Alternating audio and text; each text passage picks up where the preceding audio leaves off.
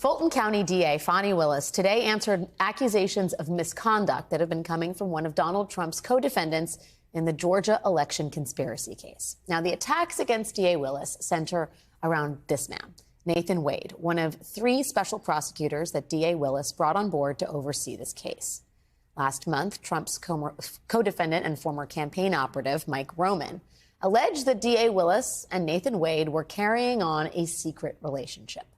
Mr. Roman then asked the judge in this case to remove Mr. Wade, Ms. Willis, and her entire office from the case.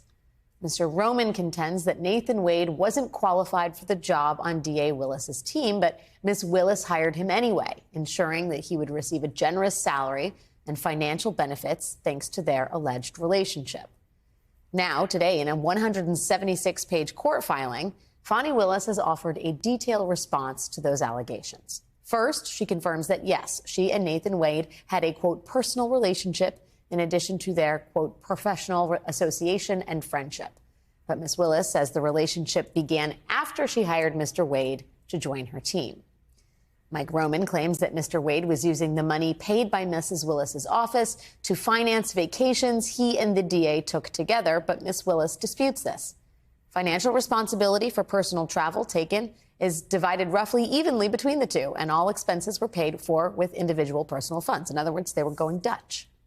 As to the claim that Nathan Wade was not qualified for the job, Fani Willis cites a litany of Nathan Wade's qualifications and notes that when Nathan Wade ran for an elected judicial post, Mike Roman's own lawyer was a vocal and visual presence in support of Nathan Wade's campaign. As evidence of that fact, DA Willis even includes this photo of Mike Roman's lawyer in a Nathan Wade campaign T-shirt, which the lawyer posted to social media with the caption, "Vote Nathan J. Wade."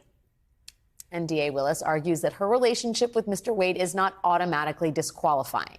It is worth noting that there are at least two personal relationships among the collection of defense attorneys representing the defendants. And then she goes on to name names. So that is the defense from District Attorney Fani Willis. Did she break any laws? Well, it seems like the answer could reasonably be no. As former senior Justice Department official Andrew Weissman notes, the new Fani Willis brief supporting affidavit and exhibits are so powerful, you wish the substance was public right after the allegations so as to nip them in the bud. But does that mean this whole saga is over? Unlikely. After all, DA Willis has criminally charged the former president and several members of his inner circle, and the stakes for this trial are enormously high. So none of this is going to go quietly into the night. Independent of the actual legality here, there are a few other factors that DA Willis must contend with. Consider the case of Burt Jones. Jones was a state senator in 2020. He served as one of the fake electors in Georgia, helping Donald Trump create bogus election documents to try and overturn Joe Biden's victory. And Fani Willis wanted to investigate Burt Jones, but she was stopped from doing so. A Georgia judge, Judge Robert McBurney, blocked her on the grounds that DA Willis had helped raise money for Burt Jones's Democratic opponent in Jones's race for lieutenant governor. Now, Judge McBurney did not cite any laws broken, but in the courtroom, he called Fani Willis's actions a "what are you thinking" moment. Judge McBurney wrote in his opinion, quote, "An investigation of this significance, garnering the public attention it necessarily does and touching so many political nerves in our society, cannot be burdened by legitimate doubts about the district attorney's motives. The district attorney does not have to be apolitical, but her investigations do."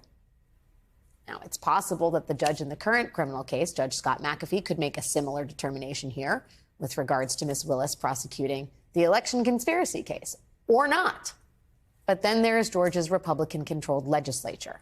The Georgia Senate has already launched an investigation into DA Willis, which they could use to subpoena records from DA Willis or force her to testify under oath, which could be of interest to the commission that Georgia Republicans created last year for the sole purpose of removing so-called far-left prosecutors. Now, that commission was effectively put on ice by the Georgia State Supreme Court.